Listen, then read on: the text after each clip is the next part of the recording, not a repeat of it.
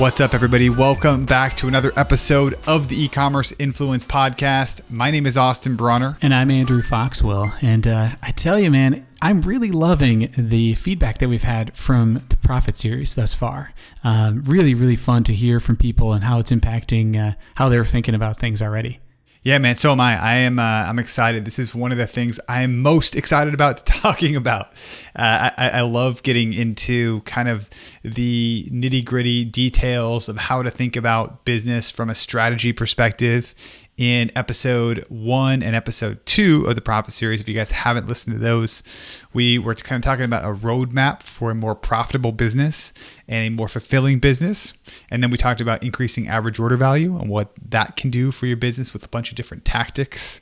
And I'm fired up today because we're going into customer lifetime value and increasing frequency of purchases, which is something that I think is probably the most challenging and confusing part of this spectrum of what you can do to grow, improve your business, and grow and become more profitable. Oh, absolutely. I mean, I think from a tactical standpoint, you know, it's one of those things that we have Facebook and Instagram ideas that we'll talk about today.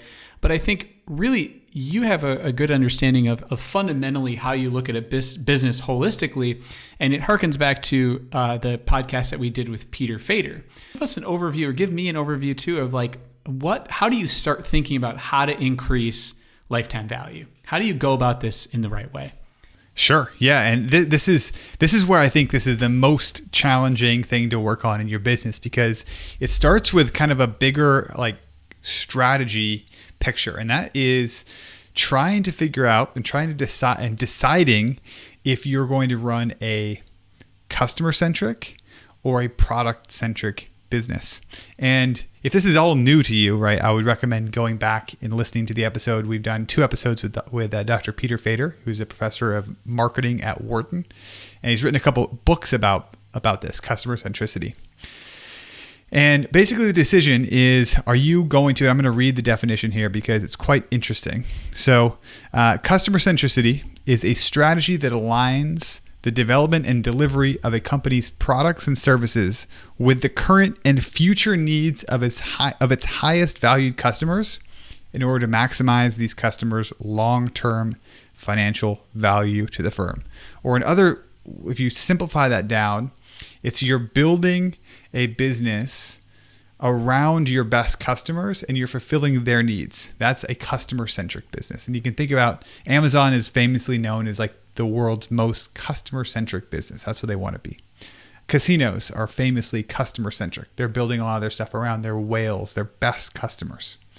On the flip side of that, we have the idea of product-centric, right? And a product-centric business is a business that organizes itself around one proposition, which is how can we sell as many products and services to as many faceless and nameless customers as possible. And you see this a lot in our industry. Mm-hmm. You see, especially when momentum kicks up and people, we've talked in other episodes about like once conversion spend hits and people are starting to really drive sales, often it can be in a way you kind of forget about the other side of the transaction and the fact that every single person is different that you're selling your product to. And if you only have one product, it can be very easy to be product centric because you don't have the different levels of products or services or offerings to give people to derive more value from your highest value customers. So that is kind of in a nutshell, the first strategic decision, which is customer centric or product centric. And I highly recommend being customer centric. Yeah, right. And I think that's an important delineation to make. Customer centric is clearly going to be a better long-term strategy, and is going to be something that's going to allow your business to grow, just more sustainably in the long term. So if we think about customer centricity and think about that kind of mindset, some tactics to increase lifetime value, thinking in the customer-centric playbook kind of.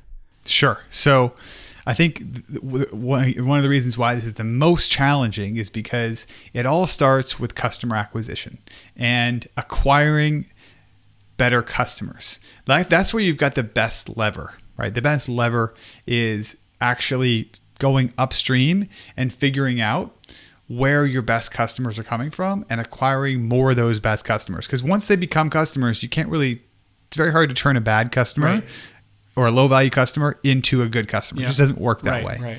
Right. So really, and this is why it becomes very challenging, and why something like Facebook lookalike audiences, like value-based lookalike audiences, were so revolutionary and are so valuable. Right. It's because they're helping you think about acquiring customers not based on demographics or personas, which are very, very limited, but based off of value. Yep. And going and finding out where more of those are. So this is something that's actually relatively new, right? It was very challenging to do this type of stuff in social media marketing until lookalike audiences and value-based lookalike audiences came about. Tactically, I think there's two things there. One is that there's a value-based lookalike, which is off of your pixel data. So if you have a Facebook pixel, it looks at who's your most valuable customers. The other one is value-based lookalikes off of just sorting by those that have had more than 3 orders and have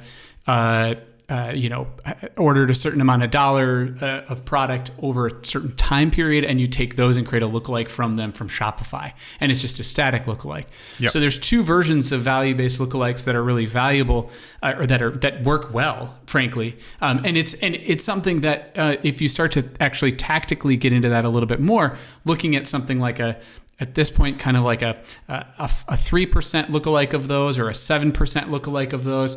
That means it's 3% of the population of the country you're targeting, or 7% of the population of the country you're targeting, 7% of the whole population, and that looks most like those people. And those are things that are sustainably. If you look across high growth campaigns, they're in there. They're integrated and they work. So that's one tactically that I think makes a lot of sense. I think the thing that I always have a challenge with on this, Austin, that I think you're really good at explaining is, okay, so I want to find these high value customers. I can use lookalike audiences to do that.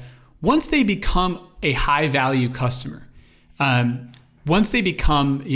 a high value customer, how do you take that high value customer and show them more advertisements that's gonna, or how do you get them to be even better? Like, what do you do from there, I guess, is what I'm trying to ask. Like, you bring them in, but then what do you do from there? Like, how do you one idea, I know people talk about it that you and I have talked about is thank you notes. What are other things that really you can do to bring that forward?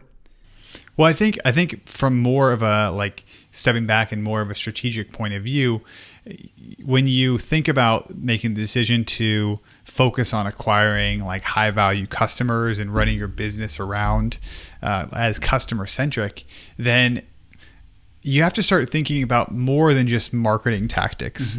And you have to start thinking about rolling out product offerings that support and are tailored towards your highest valued customers. Now, the example of that is premium offerings or going up market. If you look at what your best customers are purchasing and you then create other products related to what they want and offer premium offerings, that's a way to be able to move up the value chain and provide them with things that they might want to purchase. I think merchandising is incredibly important at this point. I look at this with all my clients, and often when I see a high growth story coming in, they have a flashy product that's working and they're selling and they're able to convert really quickly. And the difference is if they're able to then roll out other products that support that and particularly are of interest and of value to the high value customers that they've acquired, right? Sure. The 20% of their customers that are going to be more likely to spend more and be more profitable to the firm going forward. Yeah, I think product offering, that's true, and the complementary product offering, and then I think other people go in a direction of loyalty programs or something like that. What's your feeling about loyalty programs personally? I mean, in looking at businesses, do you feel like that's a good way to increase customer lifetime value as well? Loyalty programs get like a really bad reputation as that's why I asked. not being, right. not being that valuable, right? They're definitely something that can work in in certain scenarios, but they're definitely not like huge drivers. Like if you're looking at the difference between a loyalty program at boosting lifetime value or focusing your customer acquisition efforts on better acquisition, right? Like you look at, so there's a famous story about Jeff Bezos, right? Jeff Bezos was interviewed about why Amazon started selling books initially. And he was interviewed and said, well, books are a really good proxy for affluent people. Right. And we can sell these books, and all I'm trying to do is get it into the hands of the affluent person, and then from there we'll sell everything else. So basically, when you look at a loyalty program, if you don't have high value customers in a loyalty program, it's not going to make much of a change to your business. It's all so that's why I think it gets a little bit of a worse reputation, or it's something as kind of not being that valuable. It's not that it's not going to move the needle at all, but I would say where there's more value is in introducing some sort of a like subscription element to your business that's highly but Best Buy is a really good example, right? Best Buy has this story has been told many times before. It's also in Dr. Fader's book. But Best Buy is a really good example of a company. All their competitors basically went out of business. Circuit City bankrupt. They're wiped out. But Best Buy has consistently performed, and actually from like 2012 to 2017, like boom during this time, while at the same time fighting against Amazon in a very commoditized space. And one of the main reasons was that they identified within their audience, they had, I think it was like 55% of their customers were primarily women who were looking for more than just the lowest price technology option. And so what they did is, instead of focusing on just purely the buying, like selling more stuff to people, they focused on, let's look at that audience and let's develop services that will assist those people in setting up the product and identifying the right one for themselves. And that's why they got Geek Squad. That's why they bought it, right? That's why they got Geek Squad. Exactly. That's why they bought it, and that's why that type of a rollout is something that works really well to be able to support a product that you have. I think that's the interesting thing about that, to me, it makes sense, and I think the core of it, which is clear, and I think a lot of us. Well, let me back up. I think a lot of businesses that I work with, one of the challenges they have around lifetime value is what you said, is they get in this flywheel, they're selling product, and they're just continuing that road, and they're just getting it out the door. Where you see people truly being more strategic is when they're looking at the data and they're saying, here's what the top customers are doing and here's their behavior, and now we're going to model it off of that, which is what we're talking about, being more customer-centric. Product offering, subscription model is another way to do that, which I think we should get into a little bit more. Complementary products, and telling that story about the top customers, because that's going to have trailing effects through other people mostly as well. You know, I had heard that there's a jewelry company that I had worked with, and they rolled out a subscription part of their business. And I had heard that of their customers, 30% of the customers took the subscription model. You know, and so probably those are some of the most valuable people, obviously, right? Because they're already in the subscription model. So I think it's an understanding of looking at not just getting it out the door, but looking at data to tell you the story and trying to understand that narrative. And I think some of that comes with research too. I think one thing I've heard people do, and we've helped customers do, I'm sure you have too, which is reach out to their best customers and say, let's talk. What motivates you? What do you like about this? What do you not like about this? You know, Blenders famously did this when they released snow goggles. You know, they surveyed their top customers. This is back when we were working with them, and it was amazing. That, you know, here's some styles, and really the style people were looking for in snow goggles was much more edgy than I think we thought at that time. So stuff like that is always good, and data really is what tells the story there. You look at some of the businesses that are going to be successful. Like we're here in 2020, and we're in a time when a lot of things are consolidating out of brick and mortar into the online space.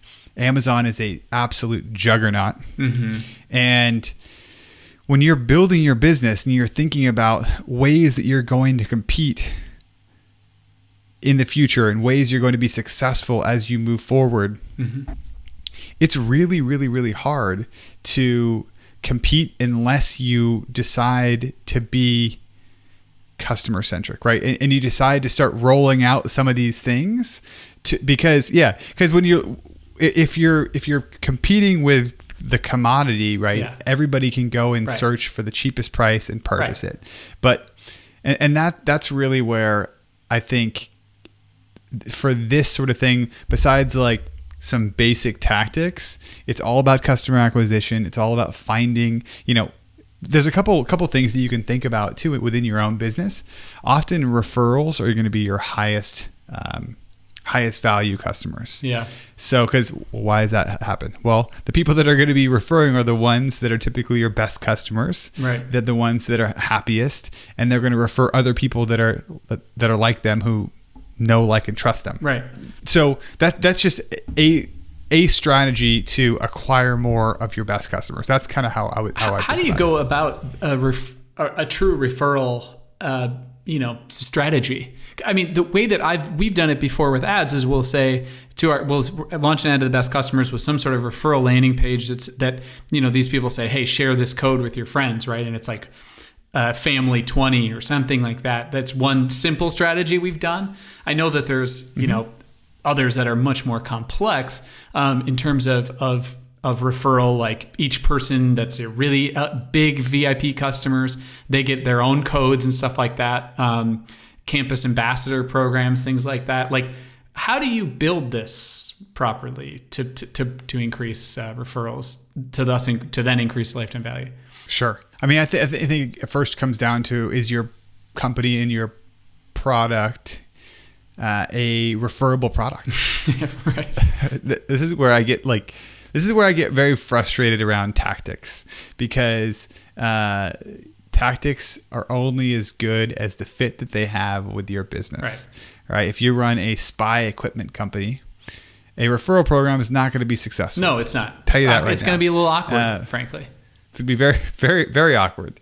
But if you have identified that you have a company that could be potentially viral from referrals, or the best way to figure that out is if you're running something like an Inquire post-purchase survey or a post-purchase survey, and you find that a lot of your customers are finding you through word of mouth. Mm-hmm. I would say then you've decided, okay, this is already happening. Let's grease the wheels to make this a little bit easier. And at that point, you can put together some sort of a two-sided referral program like you talked about, that is providing the person who shares it with something as an incentive, and the person who is the new customer as an incentive as well. Yeah. And you can use something like Talkable is a great tool to do that. Okay. Talkable. But we've had people work with that tool before. Sure. Cool. Yeah. That would be first and foremost, like, does your product work for that? And yeah, getting into a little bit more of like some Facebook tactics too. Thinking of one thing we've done is looking at increasing lifetime values, looking at people that have ordered in quick succession, and then advertising to them a stronger deal. So going in and saying, all right, these people ordered X, and then when did they order, and trying to look at correlation between that. And if they've ordered quickly, and like they got it, they liked it, they wanted more, then going back to them with a Facebook ad or an Instagram ad and something really strong. We've also done a lot of founder videos, particularly on Instagram stories and Instagram feed, saying thank you to those high dollar customers, and saying, reach out to me. Here's my private handle. Let me know what you think. That kind of personal touch we've done as well in terms of increasing lifetime value. So thinking in terms of like access is a great way to access. Like absolutely making them feel VIP. Yeah. A great model is just to take a look at what the most customer-centric businesses are doing, and think about how does that match up with what you guys are doing, and what, Totally. a lot of times you could put together some really incredible event for your top customers and just invite them out. Right. Maybe you don't necessarily make a bunch of money on that event, but you're able to connect with them, and they can then go back and become ambassadors for what you're doing. Those are all just different things. There's also like other ways to model this a little bit that can be a little bit challenging, where it's almost all about customer lifetime value, but sometimes there are other things that are a little bit harder to model. Like if somebody's really crazy referring you, and they're not spending that much, but they're referring a lot of people, that's actually another high value person as well. Yeah. But again, the last thing I'll say is that the only the tried and true thing you can do is set up lifecycle marketing, and through email and now through SMS. We'd recommend both of those things, and look at sending the right message to the right person at the right time. And you can install something like a discount ladder, which as somebody makes their first purchase, then they go through a series of marketing messages that go from 0 discounts, just following up about products and second purchases, to slowly increasing that over time, to try to figure out if you can hit the threshold of somebody making a second purchase without giving up a large margin. Yep. And that's something you can do kind of consistently. But yeah, love it. I think first step is just really get clear about what customer centricity, if that's right for your business, and think about what you can offer. Love it.